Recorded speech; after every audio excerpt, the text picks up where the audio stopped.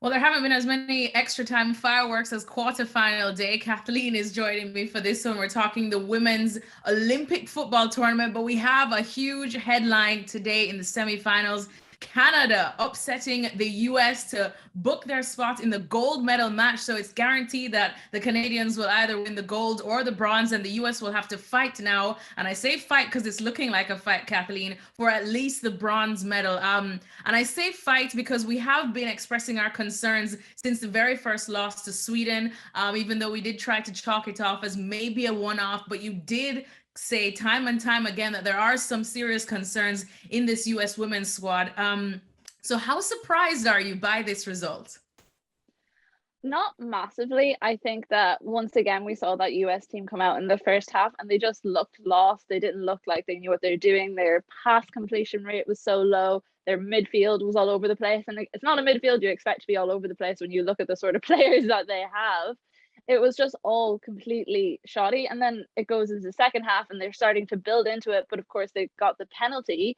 And when they went down, it seemed like they didn't know what to do again. And this is just something we've seen again in the Sweden match, that when the US go down a goal, they don't know how to react. Obviously, Alyssa Nair was injured in the first half, and that was a big blow. But France is a really good goalkeeper, and I actually don't think she could have done that much more for the penalty than what she did. It was really, really well taken by Jessie Fleming, who's a really exciting talent. We haven't seen that much of her at Chelsea this year, but I do think she is one to watch for the coming years. Honestly, in all this, I'm just really happy for players like Christine Sinclair. They have been battling against the US women's national team for years now. And at the end of the day, it was a slog, and it wasn't pretty, but they were the ones who were able to pull it off. I think the US had about 60-70% possession for the whole match. So they were able to keep the US not scoring over that time. And I think when you look at those sort of stats, it just shows how absent-minded the US women's national team were in this whole tournament. It wasn't one they grew into. It was really disappointing. And I think they'll go and they'll look back and they'll say, we really left that out there. Well, luckily for the US, Kathleen, like I said, this is the Olympics, so there still is something to play for. And a bronze medal at the Olympics is definitely better than nothing at all. It may sting this US women's team, which is why I'm sure a post-mortem is going to be going on from as early as now. We're all going to try and pick apart what's next for them. For you, just your earliest thoughts of what's next, what should be next, probably.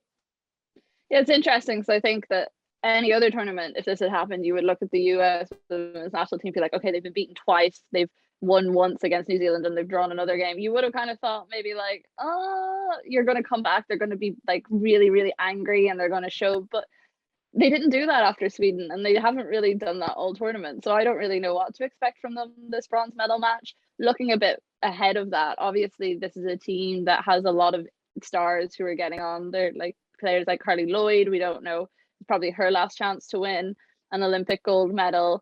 I think that Vlatko Andonovski is going to have a lot of questions to answer in terms of like tactically how this team was set up, why the mindset wasn't there, especially when it's something that they pride themselves on. You know, you always hear the US women's national team talking about the mindset, the winning mindset, why they want to win and why they're so good at it.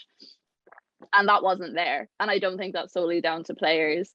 And obviously it's a very difficult time. You know, we have COVID, empty stadiums. There's so many reasons why that couldn't have been there. But I think he has some questions to answer. I think like a match like today really could have done with someone like Macario, like a young player who's just like eager to show what they're worth. Maybe would it have been worth throwing a few more players like that into the squad? I don't know.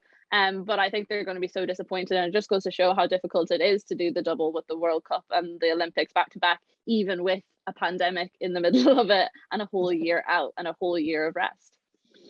And you speak about that winning mindset, just and thinking of Canada now. I mean, they took out Brazil, they took out Team GB, now they've taken out the USA. I mean, you'd have to say that momentum is on their side, and maybe, you know, the stars are shining in their favor. We do expect some stiff competition at the moment, either from Australia or Sweden for that gold medal. But Kathleen, how do you see Canada's chances, though? I think they're really in with a shot. It was like you were saying, they have had a great run. Even in the She Believes Cup, you know, the US only beat them by a goal. And it was, you know, they looked pretty good for the whole match. I think they're very good at winning, whether it's pretty or ugly or whatever way. That's what they set out to do. Today, they necessarily weren't looking to have any sort of fancy tricks. They took their opportunities when they came. If you looked at the shots on target, US women's national team had way more, but Canada made use of the few that they did have much better. So I think they know themselves that like where their skills lie.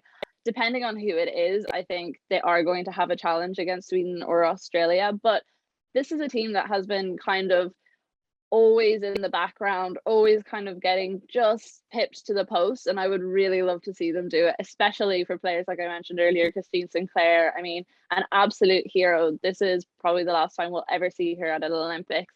Like world record breaker goal scorer. She deserves to have that Olympic gold medal in her back pocket. And I think there are a few football fans, no matter who you support, would disagree with that fact.